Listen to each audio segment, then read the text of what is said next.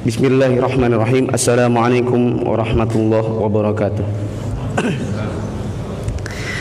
Alhamdulillahi wa kafa wa salatu wassalamu ala rasulillahi mustafa wa ala alihi wa ashabihi wa man tabi'ahum bi ihsanin ila yaumiddin. Hadirin teman-teman yang dirahmati Allah Subhanahu wa taala, pada kesempatan hari ini kita bersyukur kepada Allah bisa berkumpul di salah satu dari rumah Allah, yaitu di Masjid As-Salam Bandara di kota Balikpapan ini, untuk sama-sama mengkaji ilmu agama yang berkenaan dengan Al-Quran, yaitu pelatihan pengajaran Iqra Imam Syafi'i yang kita khususkan untuk para guru-guru Al-Quran dan para pengajar tahsin di sekolah-sekolah, yayasan, masjid, dan lembaga-lembaga dakwah berbasis sunnah di Balikpapan ini. Pada kesempatan pagi hari ini kita sudah berkumpul bersama Ustadz Aiman Abdillah yang akan menjadi pemateri di dalam pelatihan selama 2 hari ke depan. Sebelum kita mulai pelatihan ini, ada beberapa hal yang perlu kami sampaikan.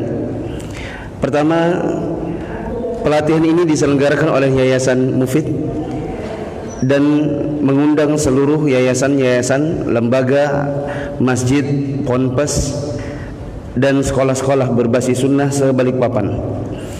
Diikuti oleh kurang lebih 75 orang, 28 diantaranya adalah ikhwan dan 47 sisanya adalah akhwat. Ada 13 orang guru tahsin yang akan kami bentuk, yaitu tahsin untuk ikhwan se-Balikpapan. Adapun akhwat sudah jalan, bahkan muridnya sudah 200, sedangkan di laki-laki di ikhwan belum ada. Dan sudah kita bentuk ada 13 orang. Dan kami juga berharap kepada teman-teman di yayasan, di lembaga yang lain, bila masih memungkinkan untuk bergabung di guru-guru tahsin ini, nanti maka kami tentu dengan senang hati menerima, karena ini termasuk di antara ladang-ladang dakwah yang bisa menggrab orang-orang awam untuk bisa mengerti tentang sunnah melalui pelatihan tahsin Al-Quran. Yang kita bentuk adalah nanti tahsinnya terpadu, satu kelas maksimal 10 orang, minimal 8 orang. Kemudian diselenggarakan di hari Senin sampai dengan Ahad, dan murid menyesuaikan guru. Jadi bisa jadi dalam satu hari ya, ada guru yang menyanggupi subuh, ada yang menyanggupi siang, ada yang menyanggupi malam setelah isya, ada juga yang minta di hari kerja, ada yang mintanya di hari weekend. Ya, maka nanti insya Allah akan dikoordinir oleh tim dari Mufid, dan sampai sekarang gurunya baru 13 orang. Ada guru dari Ibnu Umar 2 orang. Siapa saja? Mana absen? Aji, minta sini sama bolpen Ji.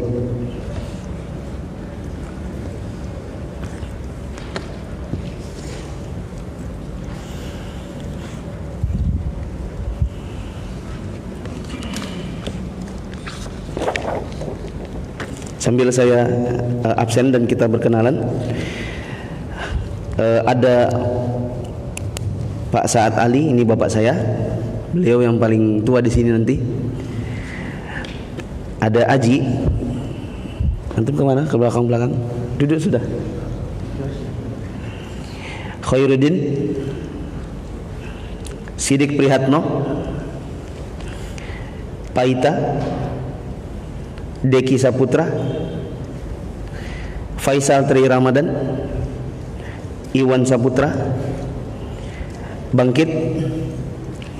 Ini dia perawat, mungkin dia izin dulu. Mas Guntur dan Ustadz Hamzah. Abdul Ghafur dia tidak boleh izin, katanya baru bisa ikut malam dan besok. Ada dari Ibnu Umar, yaitu Aco Wahab dan Rahmat Nur. Kemudian dari Yayasan Ibnu Umar, Tony Harlan Alfandri, Ahmad Fathur Rozi, Mana? Ini dari Darul Hufaz, Muhammad Wahyu Hidayat dari Darul Hufaz, tapi belum absen ya. Kemudian Nuzulul Rizki dan Faisal Ardani.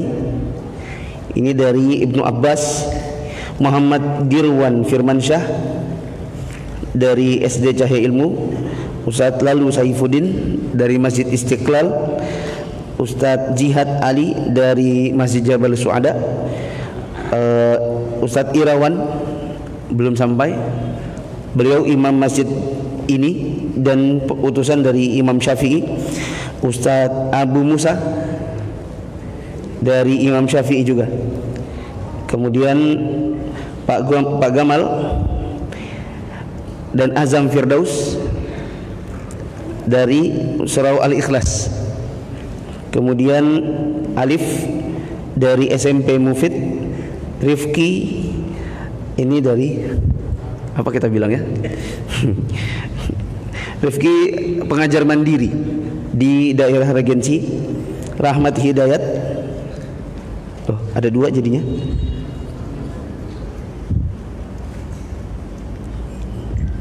Tadi perasaan sudah saya sebut ya? Hah? Oh salah nama. Darul Hufaz Rahmat Hidayat mana?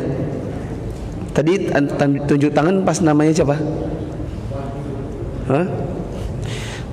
Kemudian Afan, ini dari Masjid Al-Hikmah. Nah, untuk akhwat tidak perlu saya sebut namanya. Kemudian teman-teman yang dirahmati Allah, untuk akhwat ada 6 orang dari Khadijah, Masjid Khadijah di Gunung Sari. Ada 20 orang dari Darul Dzikr. Ini Darul Dzikr adalah divisi muslimah di Yayasan Mufid. Ibnu Umar ada 3 orang akhwat, betul ya? Kemudian dari Nadita ada 6 orang, dari Istiqlal ada 1 orang, TK Cahaya Ilmu ada 8 orang, DASK itu apa ya? DASK. Siapa yang bikin ini? Aji tahu enggak, Ji? DASK itu apa, Ji? Apa coba tanya akhwat?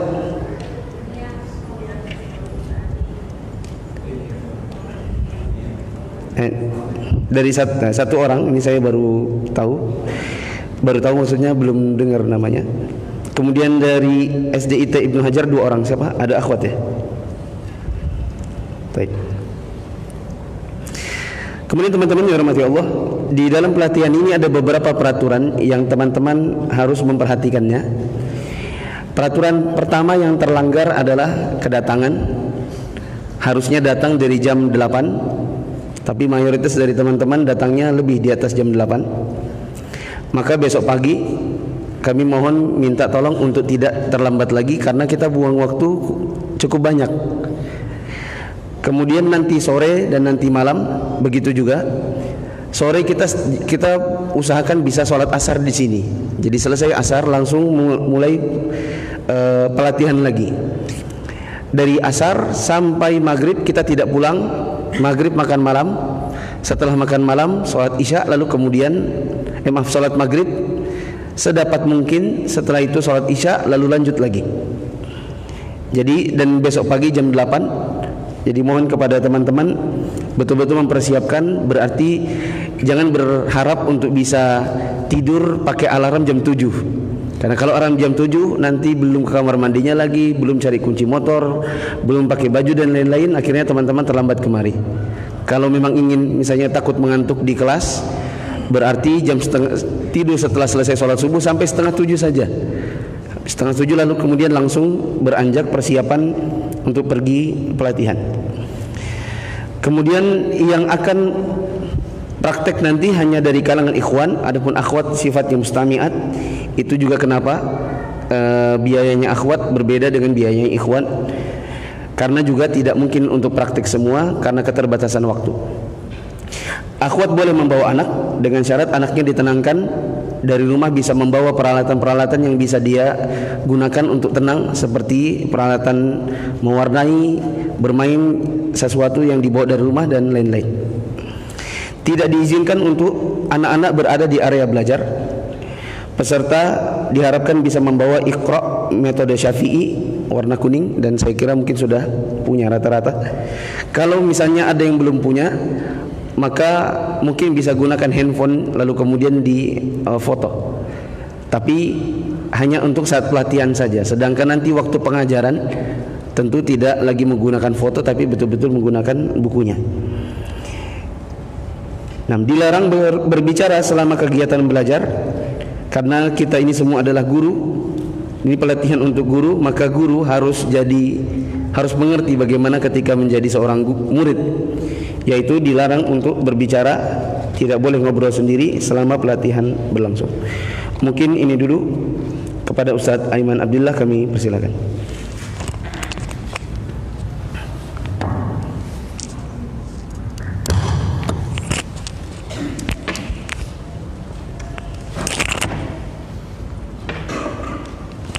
Ustadz, nanti kira-kira ada berdiri nggak? Kira-kira? Ada kemungkinan. Berarti ini dulu pasang.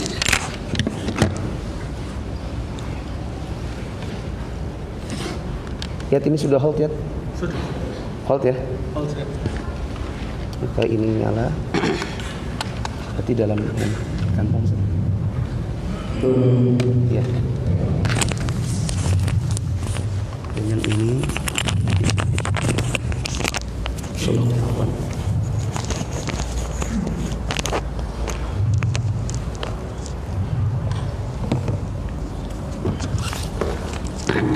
Ini handphone siapa?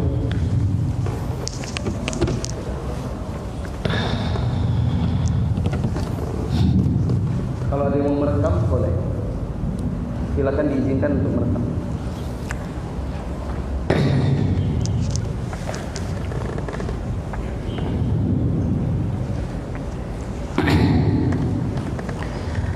Assalamualaikum warahmatullahi wabarakatuh.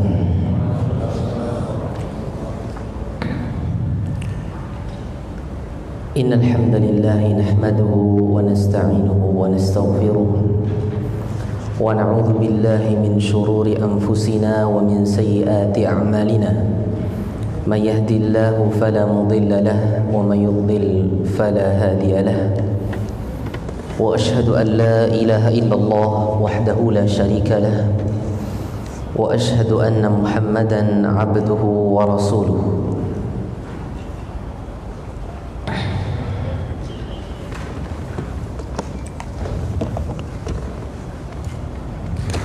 Sallallahu alaihi wa ala alihi wa ashabihi wa mawalah wa sallama tasliman katsira. Qala Allah Ta'ala ya ayyuhalladzina amanu taqullaha haqqa tuqatih wa la tamutunna illa wa antum muslimun.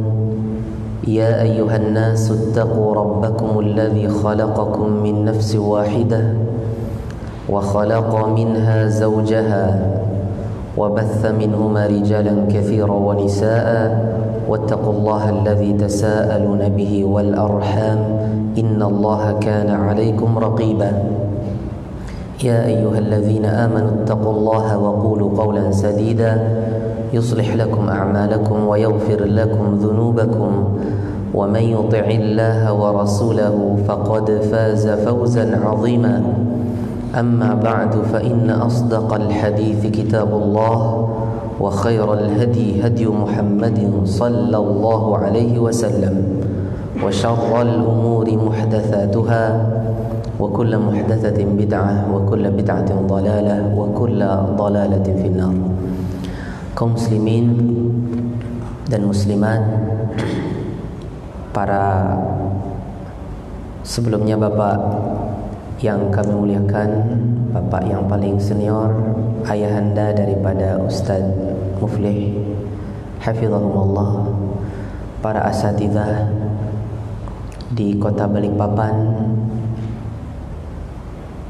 yang saya kenal dan yang mungkin lupa-lupa sebagian namanya, dan rekan-rekan peserta daurah 2 hari yang saya cintai karena Allah Subhanahu wa taala. Rahimani wa rahimakumullah, a'azzani Allah wa iyyakum. Segala puji bagi Allah Subhanahu wa taala. Di pagi hari ini, di hari yang paling mulia ini, Allah Subhanahu wa taala memudahkan kita untuk bermajelis bersama, mempelajari bagaimana kira-kira yang bisa kita lakukan untuk anak-anak didik kita agar mereka bisa membaca kitabullah Al-Quranul Karim, bisa segera bisa baca Al-Quran dan fasih, sehingga nanti memudahkan mereka untuk menghafal Al-Quranul Karim. Sebelumnya saya juga berterima kasih kepada Ustadz Muflih dan yayasan beliau yang sudah melaksanakan atau mengadakan daurah ini. Tentunya harapan kita bersama, daurah yang kita laksanakan ini betul-betul menghasilkan faedah untuk saya pribadi dan teman-teman sekalian, untuk bisa lebih lagi kita mengasah diri kita dan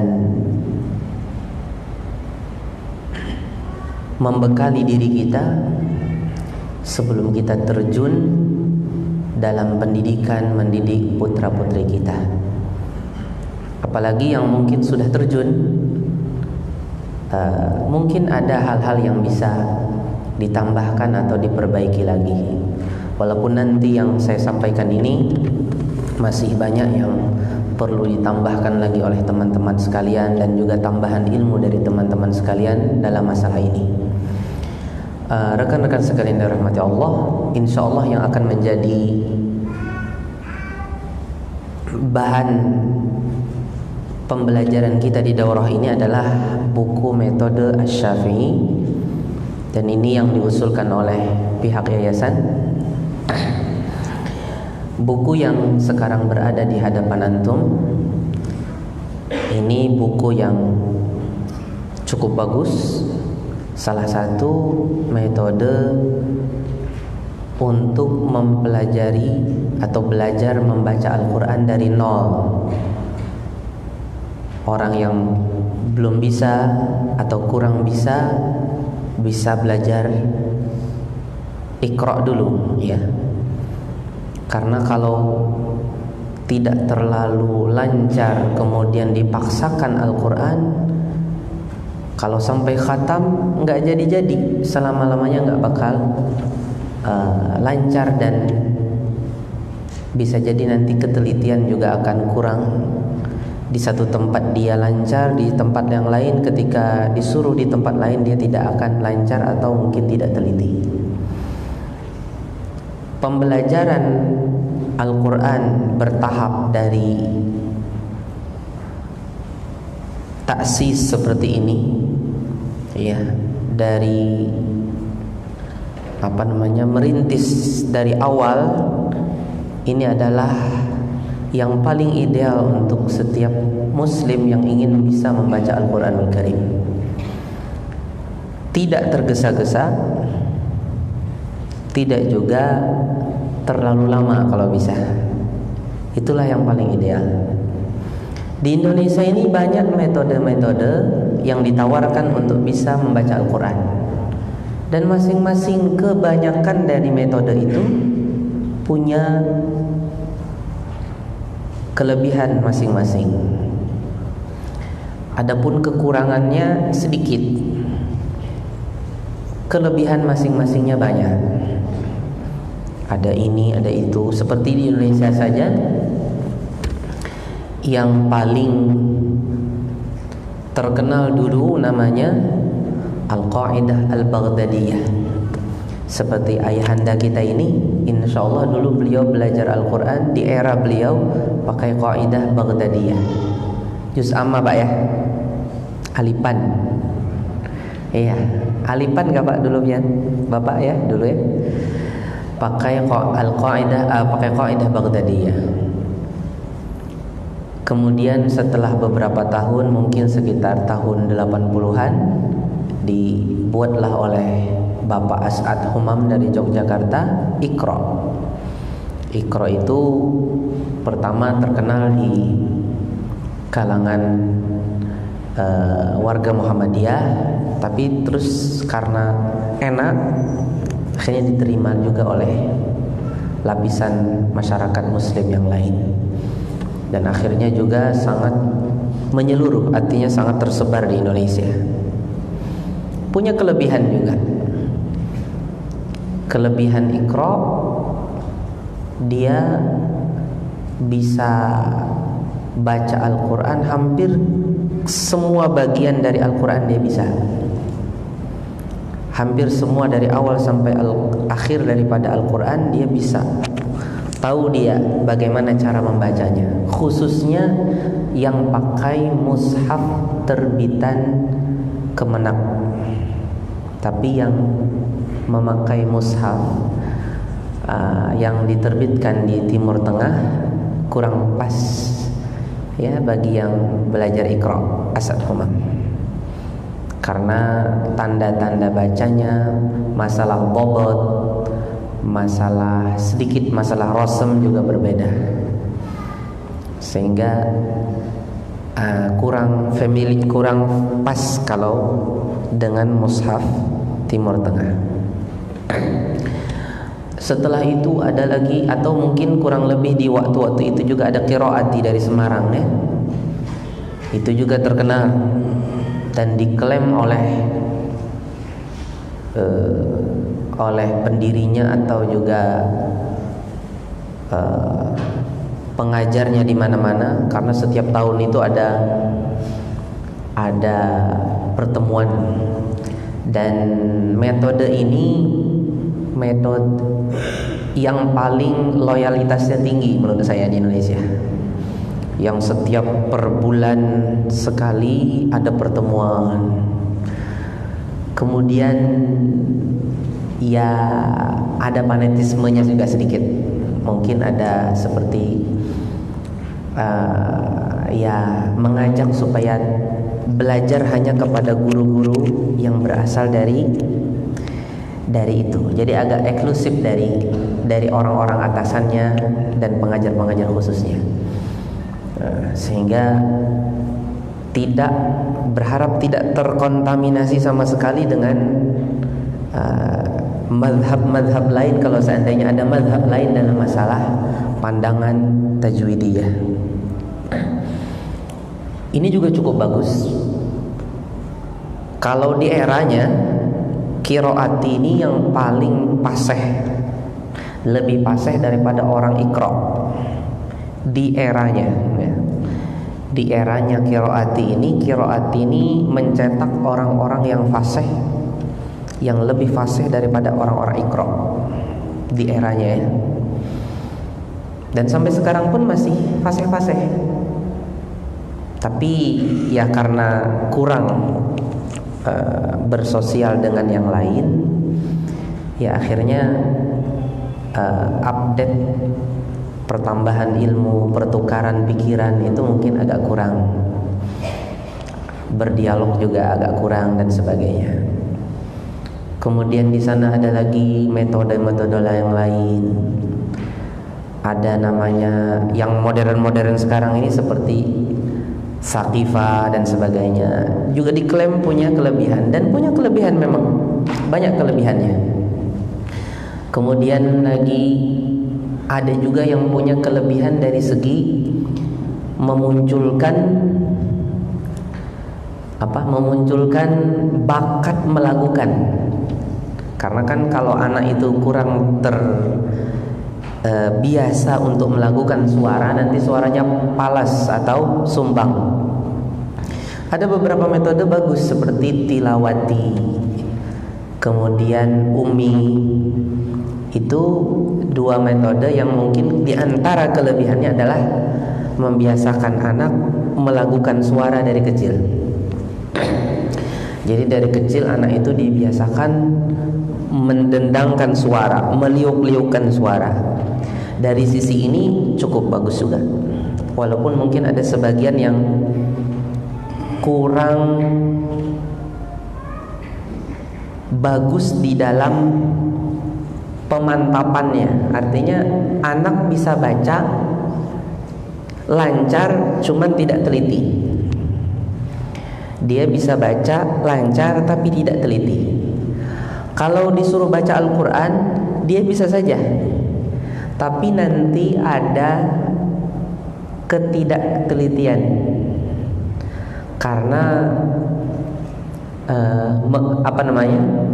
kefokusan memandang kurang, kefokusan memandang kepada tulisan kurang terdidik di dalam fokus memandang, sehingga mungkin di antara kelemahan sebagian metode yang kuat di dalam mendidik untuk melakukan itu, di antara kekurangannya nanti ada sebagian itu dalam kefokusan memandang mata, ada sebagian saya katakan.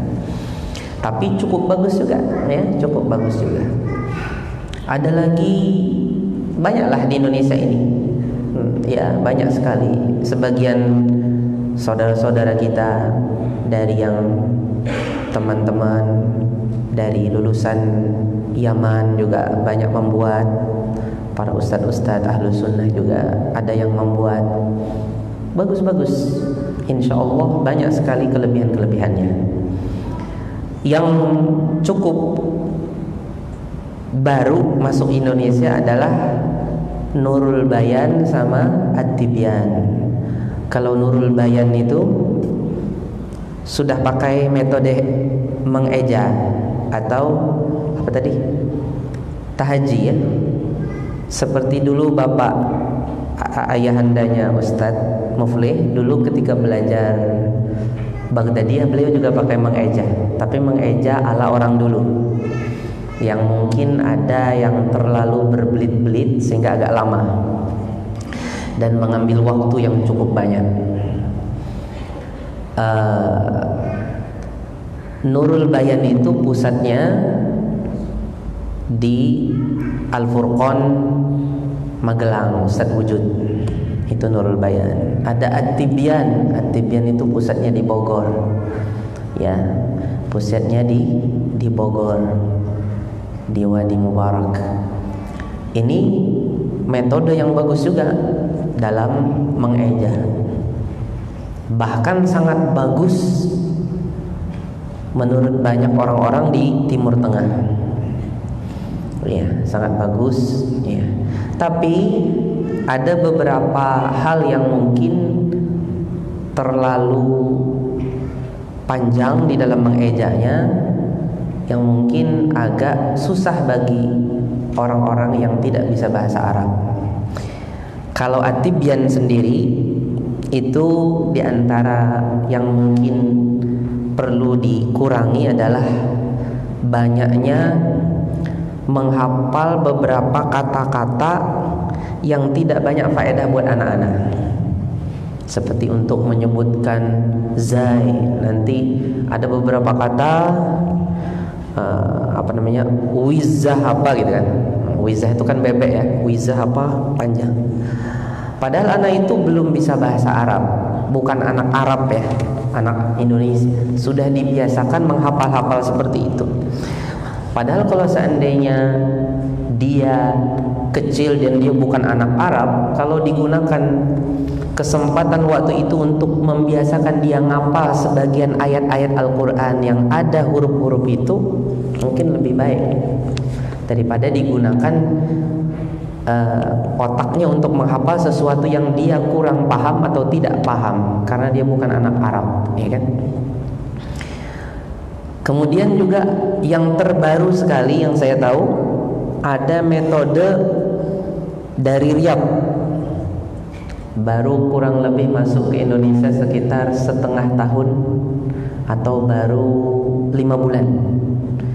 Metode apa saya lupa namanya, dari Riyadh, yang buat tuh kalau tidak salah orang Mesir tapi tinggal di Riyadh kalau nggak salah.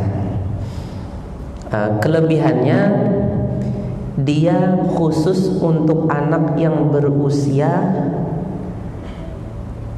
2 dan 3 tahun. Jadi anak umur 2-3 tahun diajarin itu. Jadi lebih mudah lagi daripada kebanyakan metode ya. Jadi umur 2-3 tahun, 1 bulan anak bisa baca Al-Quran. Kemudian bulan kedua dia bisa hafal juz amma dengan metodenya. Jadi 2 bulan dia sudah bisa baca Al-Quran dan bisa hafal juz amma, 2 bulan saja. Nah itu baru metode yang mutakhir ya, dengan artinya dengan penelitian, pengalaman pribadi peletaknya itu, dan banyak yang berhasil dan dicoba di Indonesia cukup berhasil. Nah, kalau itu pusatnya di Indonesia ini di Bin Baz sekarang, di Mahat Bin Baz. Baru kurang lebih 5 bulan masuk. Syekhnya tuh. Itu pusatnya di Bin Baz. Ini metode yang paling mutakhir. Siapa tahu Ustaz Muflih nanti bisa bandingkan di antara semua yang ada. Itu cukup mutakhir. Nah, tapi kan namanya metode ini, gurunya harus memang betul-betul menguasai metodologinya. Kalau hanya belajar buku belum tentu hasilnya seperti yang diinginkan oleh peletak daripada metode itu. Itu yang mungkin yang terakhir. Adapun yang sekarang kita berada, metode Asy-Syafi'i ini juga termasuk metode yang buku yang bagus, yang ditulis oleh Ustaz Abu Ya'la Qurnaidi hafizahullah. Kita semua kenal. Metode ini adalah penggabungan antara 2 buku terkenal, yaitu Qaidah Baghdadiyah dan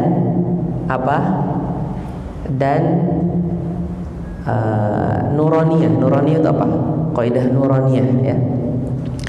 Qaidah Baghdadiyah sama Qaidah Nuraniyah. Jadi Baghdadiyah sama Nuraniyah digabungkan 2. Digabungkan, dipilih yang penting, adapun yang mungkin sama itu dijadikan satu saja. Jadi Baghdadiyah ditambahkan dengan yang tidak ada di Baghdadiyah, diambil dari Nuraniyah. Nuraniyah ini adalah metode pembelajaran Al-Quran yang paling tersebar di Arab Saudi. Di Arab Saudi sekarang Nuraniyah ini yang paling tersebar. Mungkin 95% dari halaqah Al-Quran di Arab Saudi pakai Nuraniyah. Pakai Nuraniyah. Adapun Baghdadiyah itu dulu termasuk dari yang menguasai dunia. Hampir di semua belahan dunia orang pakai Baghdadiyah dulu, khususnya di zaman Bapak ini.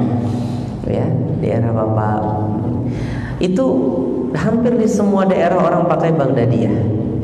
Dan sampai detik ini pun di Mesir, di beberapa masjid-masjid tua, masjid-masjid kampung, masih banyak orang pakai Baghdadiyah. Masih banyak orang pakai Al-Baghdadiyah. Apalagi di Irak.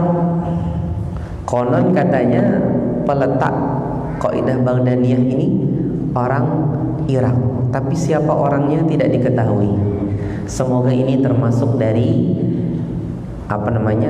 amal jariah dari orang yang tidak dikenal, ya, tapi amalannya terus nyambung ke dia. Subhanallah, dari amalan sir dia. Banyak beberapa orang tidak diketahui siapa dia. Contohnya, mungkin antum pernah dengar dalam masalah akidah, mungkin ada Nuniyah Al-Qahtani, Ustaz ya. Banyak masyayikh salafiyah menyebut Abdullah Al-Qahtani, pengarang daripada Nuniyah ini yang indah bahasanya itu, tidak diketahui biografinya, di mana dia, yang mana orangnya. Yang penting dia bukan Abdullah Al-Qahtani yang kena syubhatnya Juhaiman, bukan, tapi Abdullah Al-Qahtani yang lain. Tapi dia, subhanallah, ini sesuai sunnah, tapi dia tidak dikenal. Kata Syekh Saleh Suhaimi, mungkin ini termasuk dari amalan yang dia sembunyikan, dia lakukan demi umat. Begitu pula Qaidah Baghdadiyah. Nah, metode Asy-Syafi'i ini penggabungan dua itu, Baghdadiyah sama Nuraniyah. Ditambahkan sedikit oleh penulis Ustaz Abu Ya'la beberapa hal yang kira-kira penting untuk sebagai penopang, penguat pembelajaran ini. Dan perlu kita ketahui teman-teman sekalian dirahmati Allah, belajar metode Syafi'i ini yang mana dia menggabungkan antara dua kaidah tadi, dua buku ya, Baghdadiyah sama Nuraniyah. Nuraniyah ini paling terkenal di Arab Saudi dan paling direkomendasikan oleh ulama-ulama besar qiraat yang ada di Arab Saudi. Di antaranya adalah Dr. Ayman Rusdi Suwaid dan lain-lain. Nah, buku ini atau metode yang seperti ini tujuannya pada asarnya adalah untuk mengajari orang bisa baca bahasa Arab. Dan tidak mesti harus bisa baca, maksudnya tidak khusus untuk hanya baca Al-Quran. Seperti anak-anak diajarin, anak Arab ya, diajarin baca supaya nanti dia bisa baca buku Arab, di antaranya juga bisa baca Al-Quran. Sehingga pada dasarnya ada pembelajaran yang lebih lanjut untuk masalah-masalah tajwid yang tidak ada di pembelajaran membaca Arab. Diajarkan pamannya hukum-hukum al-i'tiradiyah, hukum-hukum yang tiba-tiba karena ada penyebab tertentu akhirnya dia ikhfa atau apa. Nah, itu dipelajari di pendidikan berikutnya, bukan di sini. Yang penting dia bisa baca dulu nanti. Adapun beberapa metode yang lain sudah diajarin kefasihan dari awal. Maksudnya bukan kefasihan, sudah diajarin hukum-hukum yang khusus menjadi hukum Al-Quran. Seperti Nurul Bayan sama At-Tibyan. Nurul Bayan sama At-Tibyan itu punya kelebihan, dia dari awal udah diajarin anak hukum-hukum i'tiradiyah. Ya, hukum-hukum i'tiradiyah, walaupun nanti agak panjang penyebutan ejanya dan perlu menghafalkan anak bahasa Arabnya. Tapi tidak semua anak bisa. Kalau orang Indonesia belum, itu bukan bahasa dia dan sebagainya. Ya. Kecuali kalau anak-anak yang mungkin di lingkungan yang sudah terbiasa masyarakatnya berbahasa Arab, mungkin terbiasa dia. Nah, cuma kelebihannya apa? Anak itu sudah diajarkan dari awal kefasihan pada hukum-hukum i'tiradiyah, bukan hukum-hukum lazimah saja, bukan hukum-hukum yang pasti ada dari awal walaupun nggak baca Al-Quran. Hukum-hukum i'tiradiyah pun mereka sudah dibiasakan.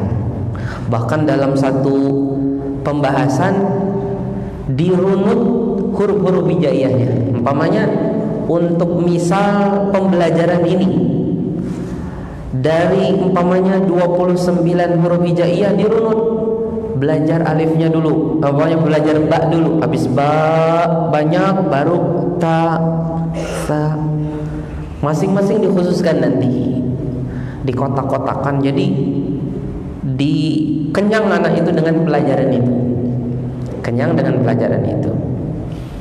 Di antara kelebihannya mungkin juga yang membuat anak itu tidak jenuh adalah apa, nanti ada melakukannya ketika mengeja itu dan sebagainya. Teman-teman sekalian yang dirahmati Allah, metode Asy-Syafi'i ini yang saya sukai, saya secara pribadi, dia mungkin pertengahan antara yang terlalu lama dengan yang terlalu cepat. Ada sebagian metode itu dibuat di Jakarta seperti Al-Hikmah Jakarta, Jalan Mampang itu ada punya metode 2 buku saja. Itu untuk yang cepat-cepat. Cuma tidak semua orang punya intelijensi kuat untuk memahami. Sehingga biasanya itu kalau diteskan untuk orang-orang yang cerdas, seperti contohnya mahasiswa, apalagi mahasiswanya mahasiswa dari jurusan yang lebih menunjukkan kecerdasan, bisa mereka menguasai metode ini sesuai dengan waktu yang ditentukan. Tapi bagi yang tidak secerdas mereka tidak bisa. Nggak bisa-bisa, bahkan nggak naik-naik. Berarti ada beberapa metode nggak cocok pada sebagian orang. Kalau yang ini insya Allah enggak. Yang cerdas cocok, yang tidak cerdas juga cocok, yang sedang insya Allah cocok juga, ya kan? Jadi pertengahan dia, yang cerdas, yang tidak cerdas, yang pertengahan semua bisa. Dan tidak terlalu lama, seperti Iqra lama dan sebagainya. Tidak juga terlalu cepat, terlalu tergesa-gesa yang akhirnya hasilnya tidak matang. Kalau hasil tidak matang nanti berefek kepada bacaan kemudian. Di antaranya masalah ketelitian. Makanya mungkin sebagian ustadz-ustadz dapati nanti ketika kita mengampu tahfidz, ada beberapa santri itu tidak teliti dia. Hafalannya sebenarnya bagus, tapi ada kadang-kadang dalam satu muka tuh ada satu atau dua salah dia. Umpamanya ketinggalan alifnya atau hurufnya ketukar.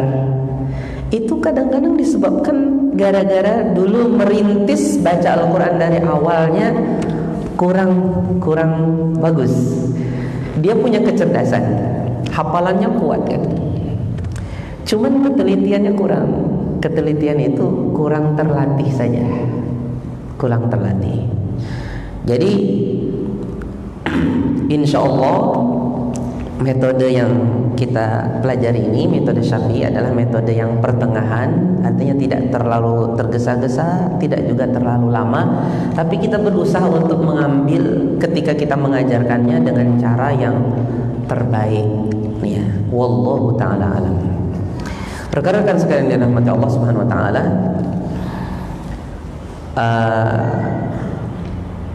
Ustadz Muflih sudah menyampaikan muqaddimah. Saya ingin menyampaikan saja sebagai sebagai dukungan atau motivasi buat kita semua. Kita sebagai pengajar Al-Quran, Allah Subhanahu wa taala sudah memberikan kepada kita janji di banyak ayatnya dan hadis-hadis Nabi SAW akan kemuliaan orang yang mengajarkan Al-Quran. Banyak sekali ayat dan hadisnya. Di antara yang paling terkenal adalah hadis Nabi SAW, khairukum man ta'allama al-Qur'ana wa 'allamah. Sebaik-baik kalian adalah yang belajar Al-Quran dan yang mengajarkannya. Subhanallah, orang yang mengajarkan Al-Quran ini Allah berikan kepada dia khairiyah, sebaik-baiknya manusia. Sebelum ngajarin orang lain, ngajarin keluarga dulu, dan sebelumnya belajar. Khairukum man ta'allama al-Qur'ana wa 'allamah. Sampai-sampai di antara para ulama ada yang duduk berlama-lama di Masjid Nabawi mengajarkan Al-Quran. Di antaranya adalah Abu Abdurrahman As-Sulami. Beliau mengajar Al-Quran di Masjid Nabawi puluhan tahun. Duduk di sana 40 tahunan atau kurang lebih seperti itu, duduk di Masjid Nabawi. Kemudian ada orang datang, apa yang membuat engkau mau duduk di sini berlama-lama? Apa yang membuat engkau betah di tempat ini? Engkau tidak bosan-bosan mau duduk di tempat ini untuk menerima bacaan orang, menyimak dan mengajarkan dan Iqra, membacakan Al-Quran kepada orang. Apa yang membuat engkau betah di sini? Kata beliau, yang membuat aku betah di tempat ini adalah hadis Nabi SAW, khairukum man ta'allama al-Qur'ana wa 'allamah. Pengajar Al-Quran itu Allah sudah berikan kepada dia kemuliaan. Enggak butuh dia kemuliaan dari makhluk. Dia punya khairiyah. Enggak butuh dia untuk diberi kemuliaan dari makhluk. Allah sudah memberikan tazkiyah untuk dia. Tazkiyah untuk dia. Artinya dia adalah sebaik-baik makhluk Allah Subhanahu wa taala, di antara sebagian makhluk Allah Subhanahu wa taala yang terbaik, karena dia mau belajar dan mengajarkan Al-Qur'anul Karim. Sehingga tidak pantas bagi seorang pengajar Al-Qur'an untuk tunduk kepada dunia. Dia membeli dunia dengan Al-Qur'an. Betapa hinanya pengajar Al-Quran membeli dunia dengan Al-Quran. Tidak pantas sekali, karena yang dia ajarkan adalah sesuatu yang paling mulia, perkataan Allah Subhanahu wa taala yang turun melalui perantara Jibril alaihissalam kepada Nabi terbaik, Nabi Muhammad SAW. Dia ajarkan itu kepada umat. Kemudian ada yang membeli dunia dengannya? Tidak. Ini terlepas daripada sebagian kita yang Allah yang mendapatkan mendapatkan mukafaah atas pengabdian kita kepada masyarakat, itu lain lagi ceritanya. Yang tentunya yang seperti itu belum tentu mengurangi keikhlasan seseorang. Intinya seseorang ikhlas, adapun sebagian yang didahulukan dari dunia itu lain lagi. Seseorang setelah melihat ayat Allah dan hadis-hadis Nabi SAW, dia sadar tentang kemuliaan ini. Tidak ada merasa terpinggirkan atau terkucilkan. Ya, pada sebagian masyarakat, orang pengajar Al-Quran itu dianggap orang yang mungkin berpendapatan sedikit, orang yang gak punya pekerjaan lagi. Kemudian dianggap di masyarakat dia termasuk orang-orang yang orang-orang yang tidak berderajat tinggi, karena ditinjau dari kemampuannya mengais rezeki. Padahal sebenarnya pandangan seorang muslim tidak seperti itu. Seorang muslim melihat kepada ayat-ayat Allah dan hadis Nabi SAW yang menyebutkan akan kemuliaan mereka. Ini adalah sebaik-baik pekerjaan sebenarnya, termasuk dari sebaik-baik pekerjaan ketika seseorang mengajarkan Al-Quranul Karim kepada umat, seperti yang dikatakan oleh Al-Imam An-Nawawi rahimahullahu ta'ala. Wazifah ini adalah wazifah dari Allah.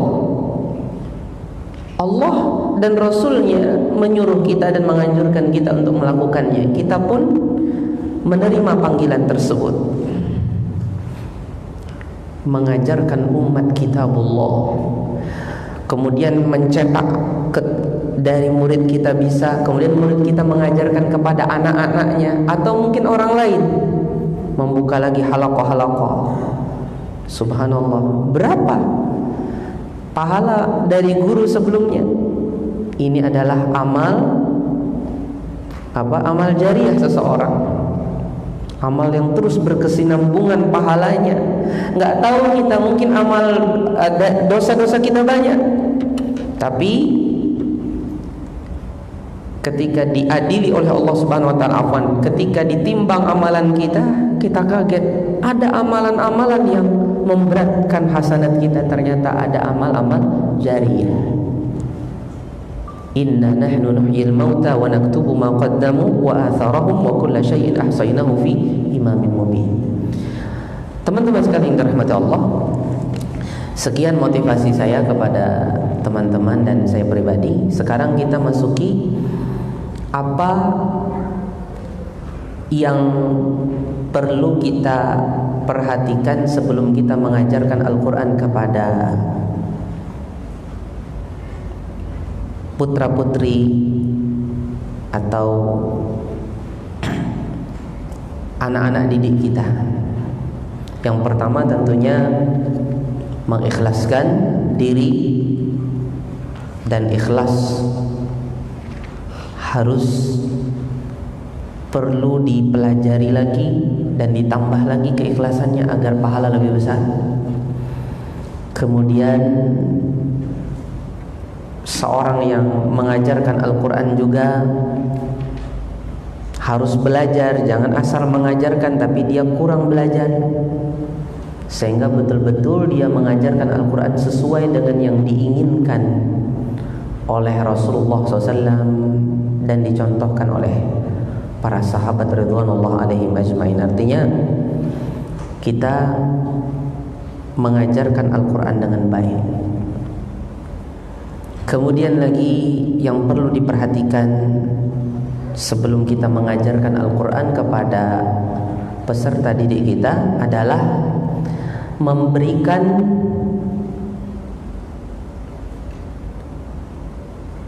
pengetahuan kepada mereka atau menyampaikan kepada mereka alasan mengapa kita belajar Al-Quran atau belajar membaca Arab. Kadang-kadang anak-anak itu disuruh orang tuanya, ayo belajar kamu, ngaji sana di masjid surau. Akhirnya dia ngaji, disuruh gitu aja, tapi nggak tahu apa tujuannya. Jadi tujuan untuk belajar itu harus disampaikan dari awal. Jangan asal anak dibawa, gurunya langsung ajaran ini A, alif, ini ba, ta. Anak nggak tahu apa tujuan saya. Tentunya kalau tujuan itu dia ketahui, dia pun terbayang apa hasil yang bisa saya dapatkan setelah saya mengetahui tujuan ini dan saya melaksanakannya. Dia perlu tujuan itu diketahui. Di antara tujuannya apa? Agar peserta didik bisa membaca tulisan Arab. Dengan bisa membaca tulisan Arab tersebut, engkau bisa nanti baca Al-Quran, kalamullah, kitabullah. Baru kita sampaikan motivasi membaca Al-Quran dan lain sebagainya. Di antaranya lagi engkau nanti kalau fasih, kalau engkau bisa baca tulisan Arab, engkau bisa membaca buku-buku dengan bahasa Arab. Siapa tahu nanti kan dia belajar nahwu juga dikembangkan. Dan itu adalah buku-buku para ulama. Engkau belajar kitab-kitab para ulama. Di antaranya lagi apa? Engkau suatu saat engkau pergi ke suatu tempat, akhirnya engkau melihat tulisan-tulisan, engkau bisa membaca tulisan itu, tulisan-tulisan tersebut. Di antara motivasinya lagi apa? Kita membaca tulisan Arab yang ini adalah bahasanya Rasulullah SAW, dan ini adalah bahasa yang paling fasih. Makanya Allah Subhanahu wa taala sifati bahasa Arab itu mubin, bilisanin arabiyyin mubin. Mubin itu artinya apa? Yang jelas. Ini menunjukkan bahasa Arab itu adalah bahasa yang jelas, huruf-hurufnya jelas. Dan ini melatih engkau untuk lisanmu jelas.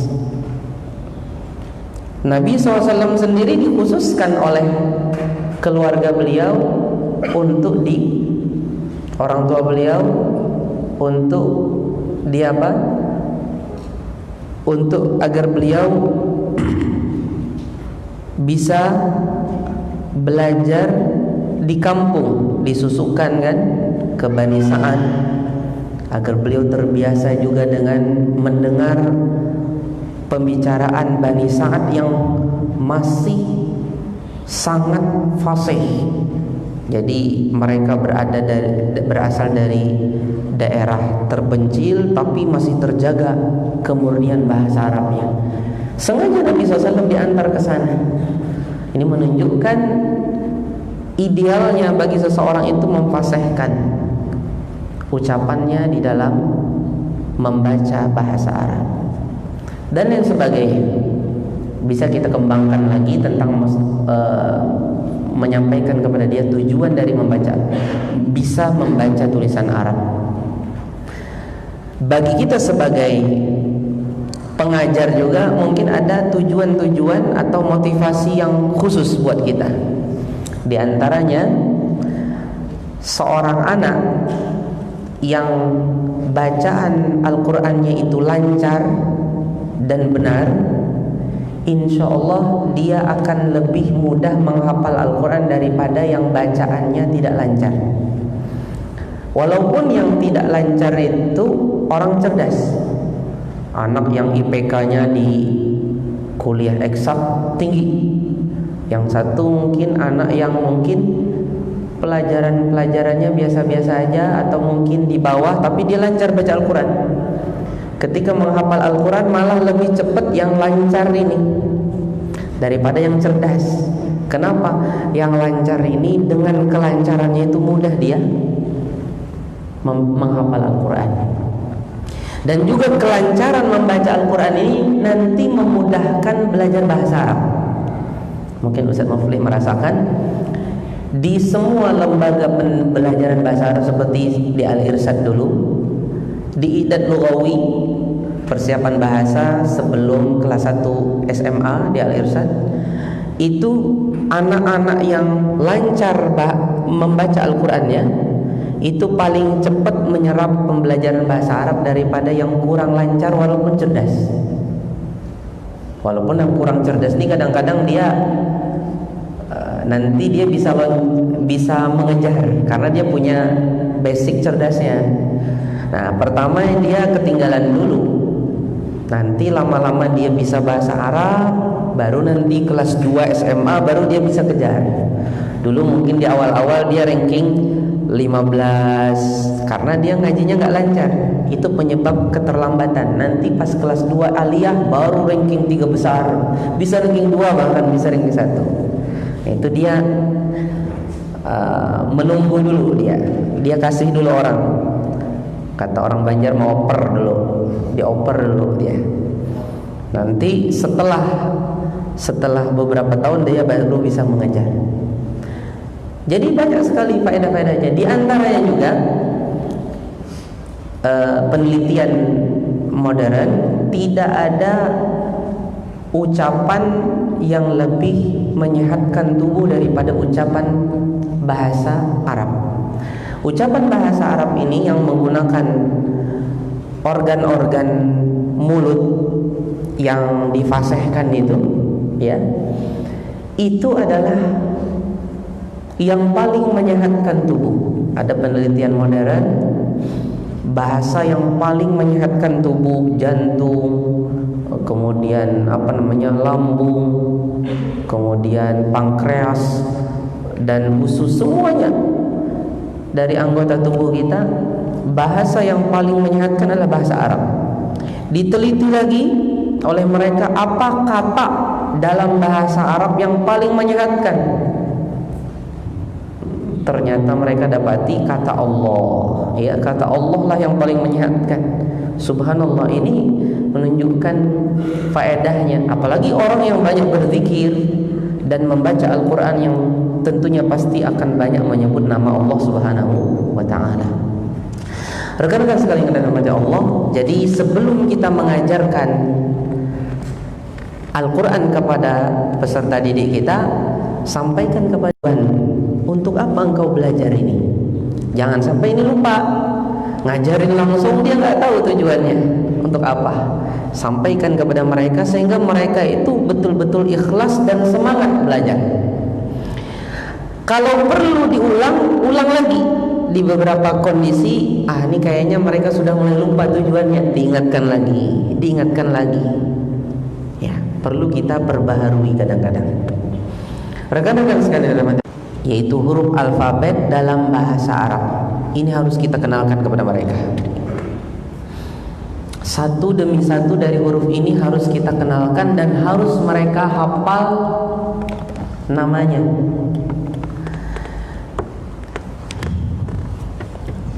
Di antara kekurangan Iqra itu kurang menguatkan anak nama huruf.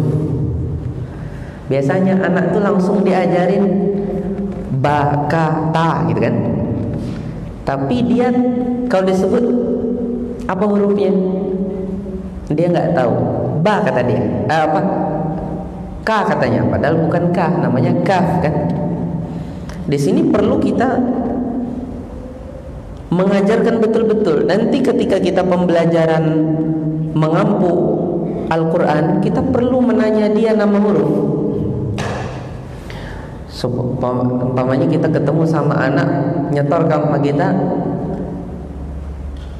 innahu ra'ufur rahim, innahu ra'ufur rahim. Dia setelah membaca ra kayak membaca ain. Kita tanya kepada dia, habis ra huruf apa? Kalau yang nggak tahu nama, jawabnya apa biasanya? Ustaz. Kalau dia pas lagi ingat-ingat dikit, Ustaz, salah tadi, nah, gitu kan? Padahal kita ingin dia menyebut hurufnya apa supaya jelas. Kata dia, ain Ustaz, salah, hamzah Ustaz. Yang mana yang benar? Ayo yakin, hamzah apa ainnya? Oh iya hamzah Ustaz, saya sudah yakin. Akhirnya mudah kan? Nanti umpamanya ketemu qaf, kaf, dal, hurufnya apa? Dal Ustaz, bukan dal, dal. Coba kalau seandainya dia nggak kenal namanya, huruf apa nih? Di Ustaz. Oh di Ustaz. Surah kita membedakan mana dia atau di. Cuman kalau dia nyebut dal jelas langsung. Inilah pentingnya belajar huruf-huruf ini. Dan lebih-lebih lagi di Al-Quran pun ada huruf muqatta'ah di awal surah yang harus dia baca apa adanya, alif lam mim sad qaf nun dan lain sebagainya, tasim mim tasin toha ya hamim. Banyak sekali di Al-Quran yang jelas. Dari mengetahui ini, mengenal yang seperti ini sangat penting. Umpamanya nanti dia salah di dalam hafalan. Umpamanya dia membaca yang syurkum, padahal yang surkum pakai sad. Kalau dia sudah hafal huruf, mudah diingatkan. Ayo huruf apa? Bukan shin Ustaz, bukan. Oh iya betul. Setelah dia teliti, ternyata sad Ustaz. Setelah dia buka mushaf, ternyata sad. Dan biasanya yang banyak salahnya. Kenapa banyak salah? Kemudian diperbaiki. Setelah diperbaiki, dievaluasi lagi. Yang diperbaiki baru 5% yang baik, 95% belum baik-baik. Kenapa? Karena file yang dulu masih kuat.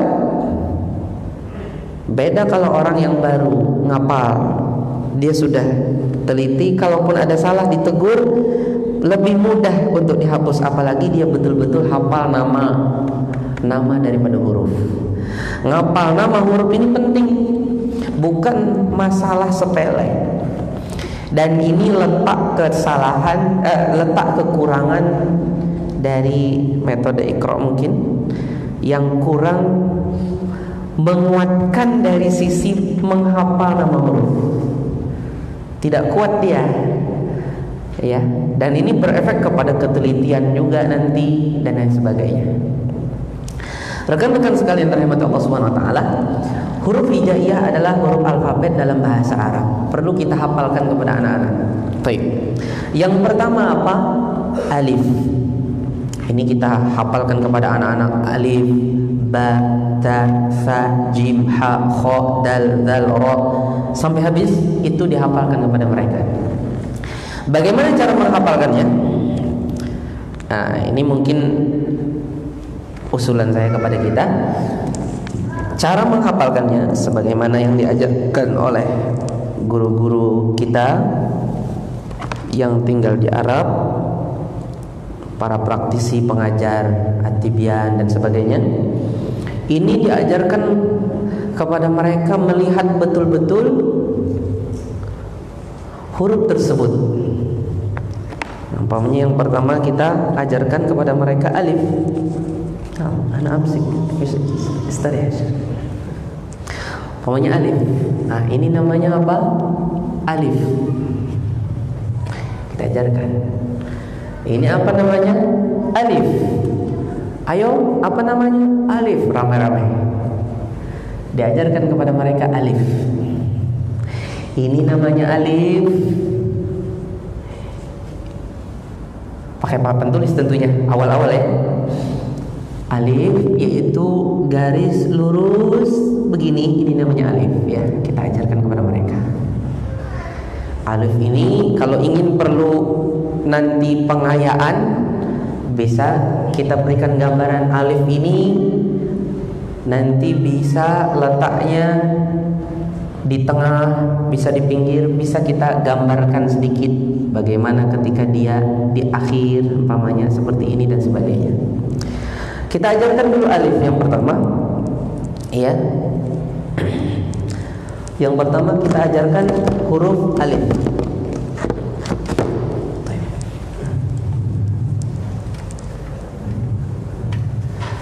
Ini namanya alif. Kita tulis umpamanya di bawah. Ini namanya alif. Semua sudah hafal anak-anak itu, umpamanya, atau mungkin orang dewasa ya. Orang dewasa yang nggak pernah sama sekali sudah hafal mereka alif.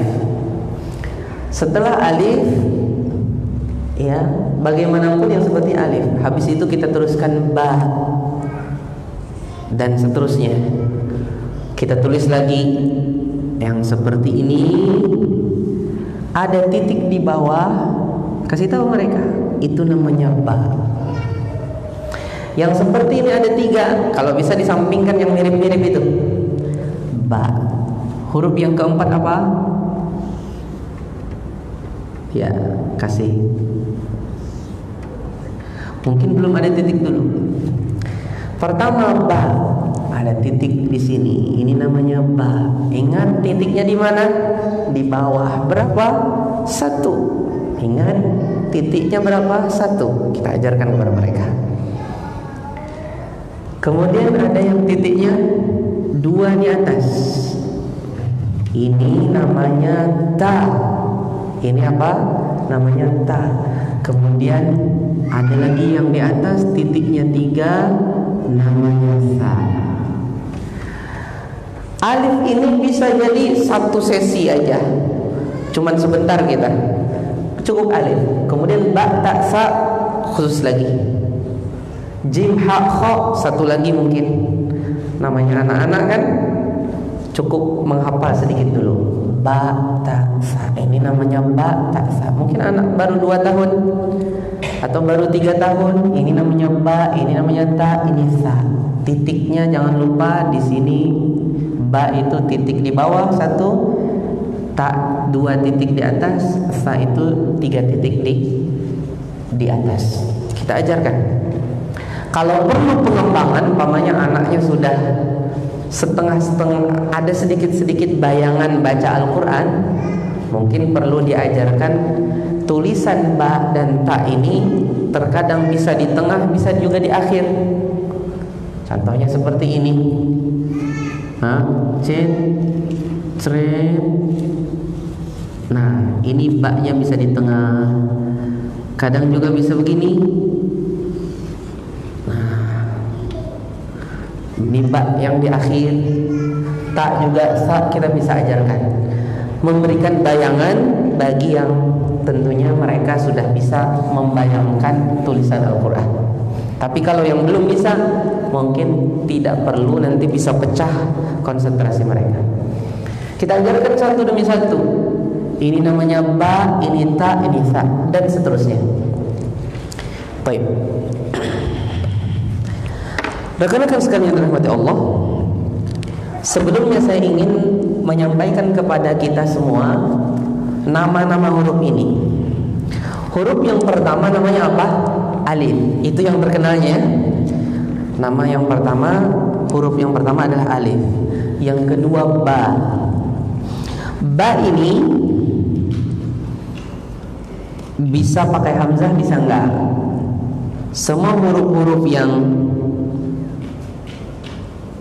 apa? Huruf-huruf yang seperti ini itu bisa pakai hamzah, bisa enggak? Ba, seperti apalagi to, fa, dan seterusnya itu bisa pakai hamzah, bisa enggak? Tapi untuk Al-Quran tidak ada hamzahnya. Toha, nggak ada hamzah. Tapi kalau kita lagi baca selain Al-Quran bahasa Arab itu bisa pakai hamzah. To, kemudian ta, ya, taun, baun, toun, pakai hamzah. Kemudian ya, kalau yang di sini yang antum lihat ini sudah tidak dikasih hamzah lagi tanda, karena lebih sesuai dengan membaca Al-Quran. Tapi dia juga bisa pakai hamzah. Yang pakai hamzah bisa untuk di luar Al-Quran. Ba, ta, tha. Kita pahamkan dulu, kita hafalkan anak alif. Kemudian ba, ta, tha. Kemudian huruf berikutnya jim. Kemudian ha, kho. Nama hurufnya jim, ha, kho. Ha dan kho bisa pakai hamzah, bisa enggak. Kemudian dal, zal. Dal, zal itu mungkin dikhususkan juga itu. Dal, zal, ra sama zai itu nanti bisa dikhususkan. Ya, bisa dikhususkan. Dal, zal, ra sama zai itu mirip ya, mirip sedikit. Kemudian sin, shin, sod, dal mungkin bisa kita, atau mungkin to, vo sampai vo mungkin bisa khususkan juga waktunya, bisa kita bagi-bagi. Untuk huruf ra berarti bisa pakai hamzah juga, khususnya yang di luar Al-Quran bisa pakai hamzah. Untuk zai, zai ini punya 3 nama. Sebagai wawasan kita semua, zai itu punya 3 nama. Zai itu yang paling terkenal zai. Namanya apa? Zai, zayun, ya, zayun. Zayun. Nama yang paling terkenal zai. Namanya apa? Zai, zayun. Ya, za, alif, ya. Tapi dia punya nama yang lain, tidak seterkenal ini, yaitu apa? Za. Za itu pakai alif, bisa pakai hamzah, bisa pakai enggak. Seperti ro juga, za. Tapi tidak seterkenal zai. Jadi kalau kita punya anak didik, apa nama hurufnya? Za. Jangan disalahkan, karena benar juga, nggak salah dia. Itu bukan pendapat dhaif, bukan pendapat yang syadz. Salah satu nama daripada zai apa? Za. Jadi tidak salah dia. Atau zain. Salah satu nama zai apa? Zain. Za, ya, dan nun. Zain, zain. Nah, ini salah satu nama zai. Ada 3 punya nama zai ini. Tapi khusus kita sebagai pengajar saja, ini pengetahuan. Adapun murid, kita usahakan untuk tidak terpecah kefokusannya. Tapi ini sebagai wawasan pribadi sebagai guru. Sehingga nanti kalau seandainya ada murid yang apa hurufnya ditanya za, jangan disalahkan. Kecuali kalau kita ingin memfokuskan kepada salah satu nama dulu, yaitu zai. Kemudian sin. Namanya sin, shin, sod, dad. Kemudian ta, dha, ya, ta, dha, ain, ghain, fa, qaf, kaf, lam, mim, nun, waw, ha. Ya, berarti ha ini bisa pakai hamzah, bisa ndak. Tapi untuk Al-Qur'an tidak pakai hamzah. Toha. Kemudian lam alif. Lam alif ini nama yang terkenalnya. Nama terkenalnya Syekhul Islam Ibnu Taimiyah di salah satu kitab beliau di Majmu' Fatawa, beliau mengkritisi ahli bahasa Arab, ulama bahasa Arab di dalam penamaan lam alif ini. Kata beliau yang tepat namanya la. Enggak benar lam alif namanya la. Bukan lam alif, namanya la. Dan ini termasuk dari kritikan yang bagus dari beliau. Jadi namanya sebenarnya kata beliau la, bukan lam alif, namanya la. Apa namanya ini? La. Namanya apa? La, bukan lam alif. Dulu tidak dikenal itu lam alif. Dulu orang menyebut la, kata beliau. Jadi namanya la. Kemudian hamzah, kemudian ya. Teman-teman sekalian dirahmati Allah, lam alif yang tadi dibacanya namanya sebenarnya la menurut Syekhul Islam Taimiyah. Ini sebenarnya hakikat alif itu.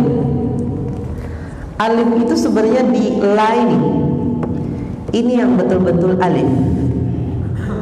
Kalau kita tanya mana alif di la ini, loh sekarang Ustaz bagaimana yang di depan itu?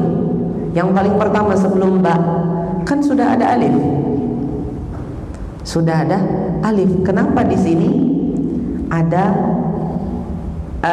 kalau ini betul-betul hakikat alif, apa bedanya dengan yang pertama?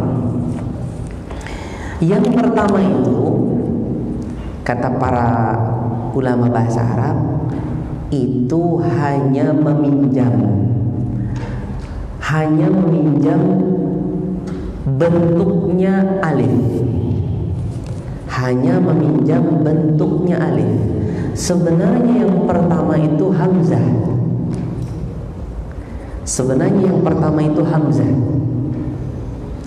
Jadi yang pertama yang dipanggil alif itu sebenarnya hamzah.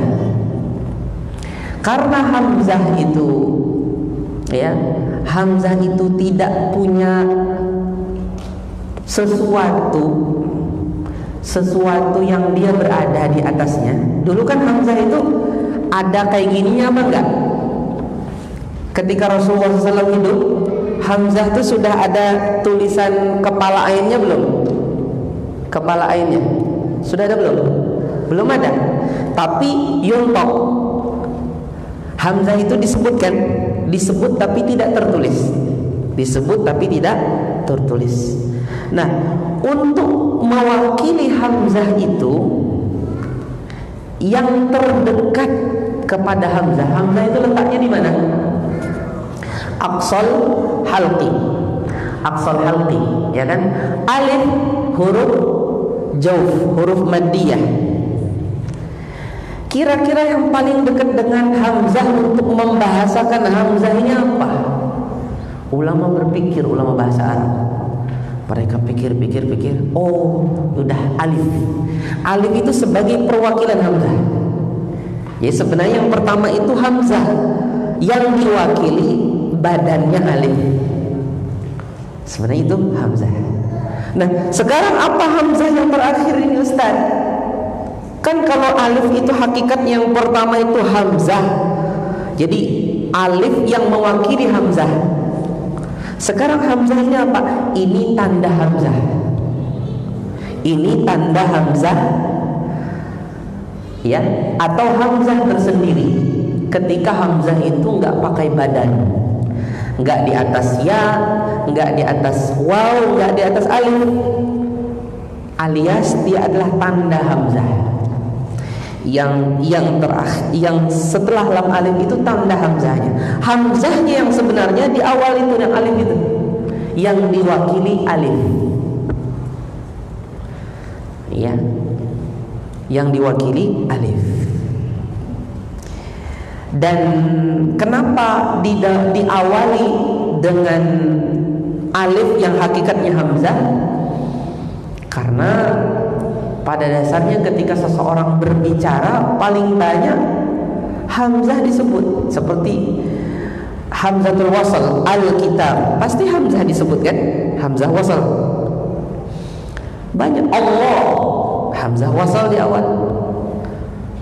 Dan dia adalah huruf yang paling dalam, yaitu di aqsal halq, dan yang paling tertutup apa? Makharijul huruf. Sampai dikatakan oleh ulama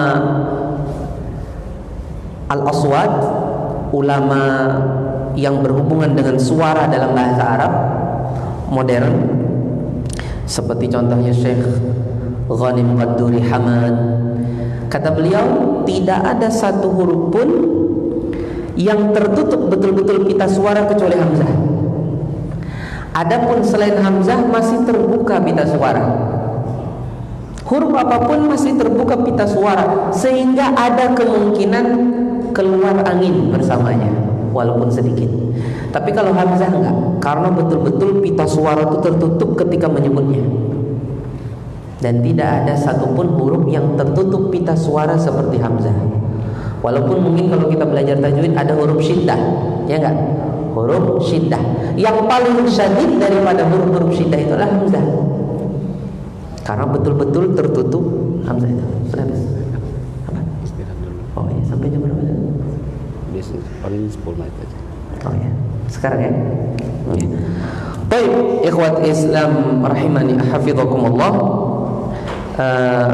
Karena waktu, insyaallah nanti kan kita teruskan kajian ini ya setelah kita istirahat sebentar 10 menit, dan mungkin teman-teman bisa merasakan sarabah ya. Allah yubarik fikum. Baik, jazakumullah khairan, barakallahu fikum.